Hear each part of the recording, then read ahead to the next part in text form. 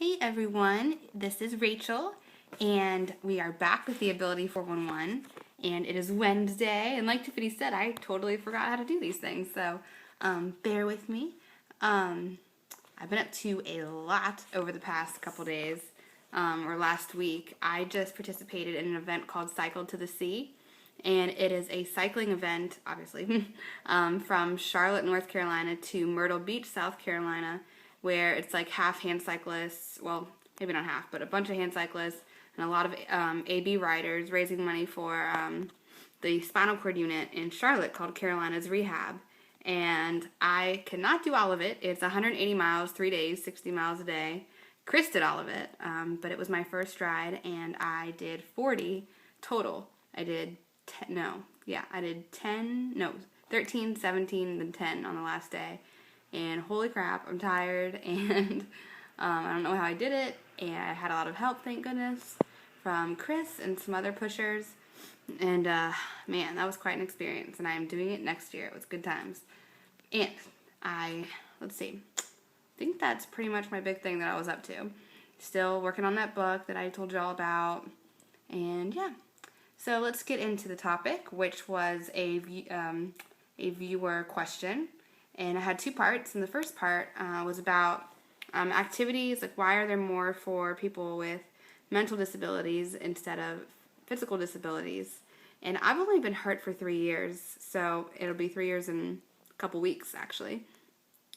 So I haven't experienced this whole, I haven't experienced everything yet, and I was just, when I was first out of rehab, I decided I wanted to do something fun and be in sports, and I've told you guys all about this, and rugby and cycling, and I just haven't.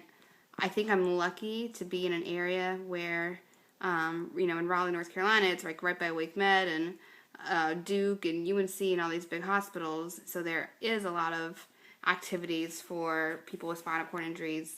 I'm right down the road from the North Carolina Spinal Cord Injury Association, so I've never felt like there wasn't a lot of activities for me. To go into the next part of it, it kind of goes hand in hand.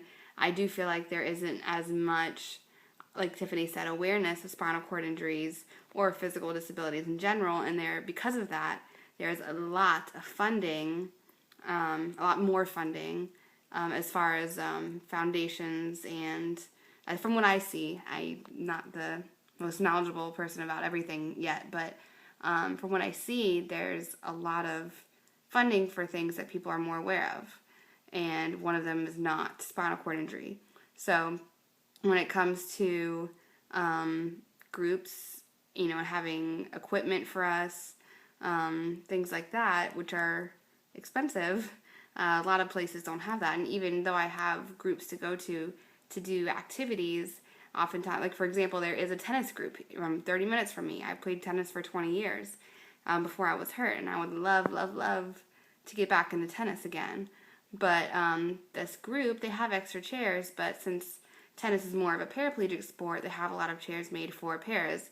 Low back, little dump, just not something that I would be good in, and so I can't participate because there isn't a chair for me, and I'm not going to go buy a chair hoping I enjoy adaptive tennis and hoping I'll be good. So, plus I don't really have the money, obviously. So, I think it's just a funding thing. It comes down to awareness. People know more, are more aware of the multiple mental disabilities and not so aware of the physical ones.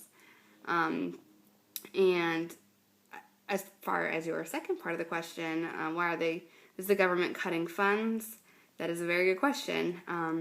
I actually have an interesting situation, a really crappy one when it comes to government funding. I was hurt when I was 24, and this is how it was all explained to me.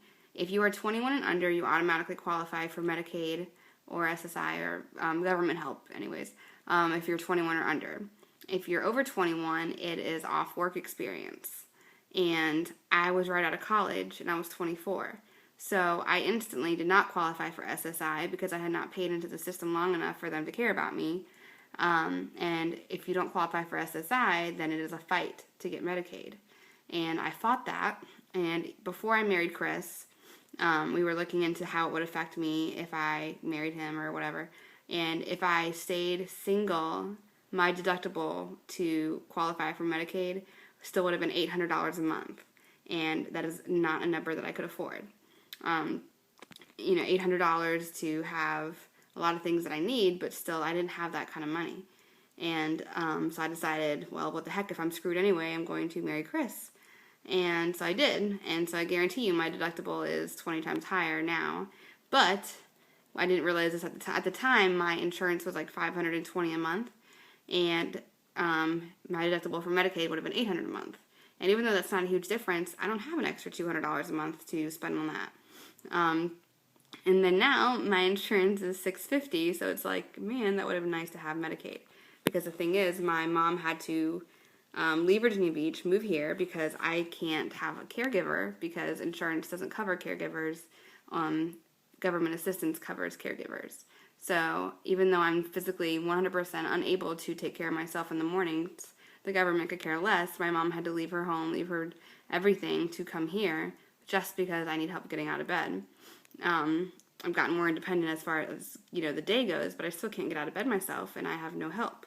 So, it's really, really frustrating that I've been totally kind of screwed over as far as that end goes.